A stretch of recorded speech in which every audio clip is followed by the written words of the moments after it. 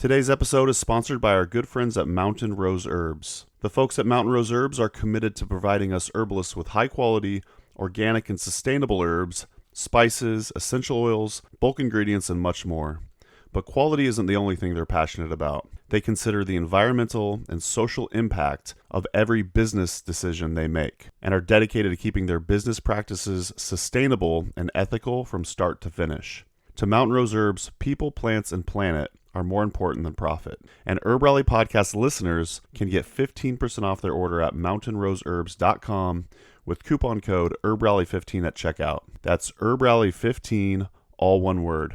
So a huge thanks to Mountain Rose Herbs for sponsoring the podcast, and don't forget to use coupon code HerbRally15 for 15% off your next order. Now on to the show. Enjoy. A little bit of housekeeping before we get into the show. The content in this podcast is for educational and entertainment purposes only. It is not intended to cure, diagnose, treat, or prevent any disease. This information has not been evaluated by the Food and Drug Administration. We are not doctors, nor do we play one on the internet. Please seek advice from a qualified healthcare professional. Okay, MC Calico, take it away. Yeah. Smoking herbal blends. We need some Mullen and some Kush, my brethren. While listening to HerbRally podcast again. Herbalism at its finest with Mason Hutchinson. Yeah. Hello everyone, Logan Keister here, and I'm sitting here next to this little calendula flower. Now, some of you may be saying like, wait, I've seen calendula before, isn't that a little small to be a calendula flower?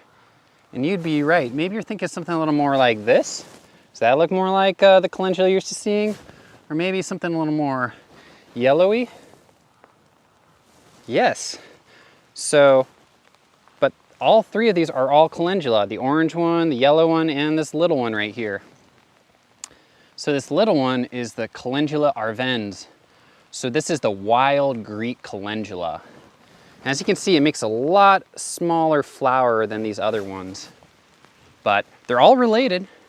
So does anyone know the family that calendula is in? That's right, the Asteraceae. So what we can see with the Asteraceae is that this may look like one flower here, but actually it's a compound of many different flowers. So each one of these little petals, I can pull a petal out and I can see their little stamens on the tip of the petal. So each one of these petals is its own individual flower. As well as in the center right here, boop, boop, boop, boop, boop, all that little bit of yellow, each one of those little dots is its own flower. So that's a characteristic of the Asteraceae family. So sometimes you'll see them. These ones that you see on the outside, all the petals, these are called the ray flowers. And the ones on the inside are called the disc flowers. So with chamomile, you see, it only has disc flowers and it doesn't have the little rays on the outside. But with our calendula, we got both disc and ray flowers. So I was pretty excited to show off this Greek calendula, because although it's not as big and sexy as the other calendulas, it's actually been tested to have a higher resin count. So they're actually saying that it might have more of its medicinal attributes related to the resin component. So when we're working with calendula medicinally, there's a few different ways I like to use it. I guess classically, we mostly think of calendula as one of our classic topical remedies, something that you rub on like a wound or an owie or a boo-boo to kind of not only aid in the healing process, but it also has some antimicrobial effects. It increases the production of collagen in the skin, so it actually improves skin elasticity and tone. So it's really great for using on the skin, but people forget it's also a really great internal remedy. So internally, I really like it as a lymphatic remedy. So sometimes we get like sick, and I don't know if you've ever gotten sick before and you start getting like swollen lymph nodes. Maybe your neck gets a little stiff right here, maybe your swollen nodes around here, around the base of the neck, or like in the groin or in the armpit. Sometimes we get these swollen lymph nodes, and one of the great tools we have as herbalists is that we have lymphagogues. There are no drugs that move lymph, only herbs that are lymphagogues. And of course, there's no pump for lymph, so we still got to do the moving and the walking to actually get that pumping action to pump the lymph out. But when we take remedies like calendula, it'll help get that process moving along much, much quicker. And another way it is really useful is in the way that it's healing externally to the skin, it also can heal our internal skin. So when I'm working with clients who have issues with their digestion, you know, maybe they have something kind of like leaky gut syndrome, or they've had a lot of antibiotics and their gut has gone through a lot of damage, or maybe they have like ulcers and stuff.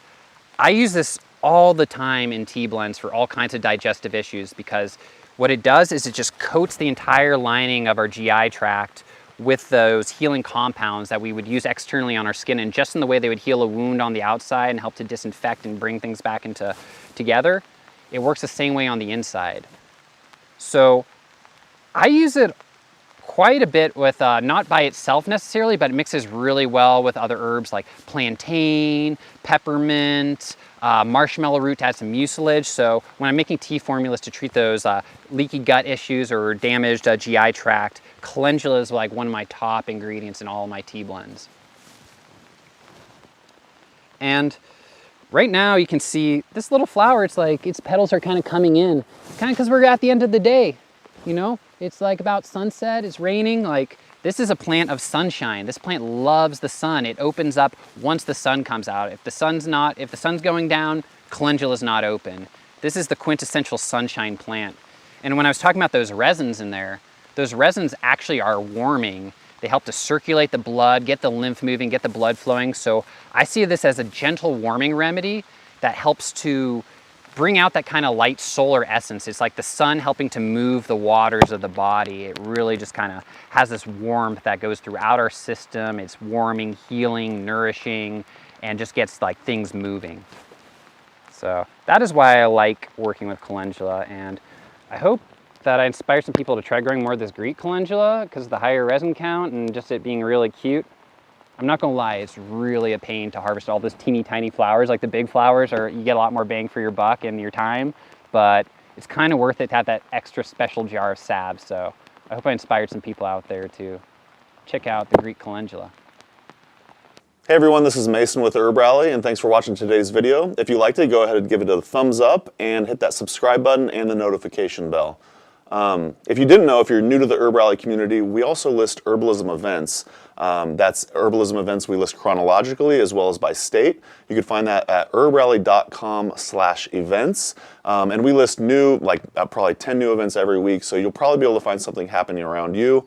We also list herbalism online events, and you can find that at herbrally.com/virtual. So you're bound to find something happening in the near future or herbalism in your neck of the woods. If you want more video content, you should be able to find a video right here in this vicinity or this one right here. So enjoy our HerbRally channel.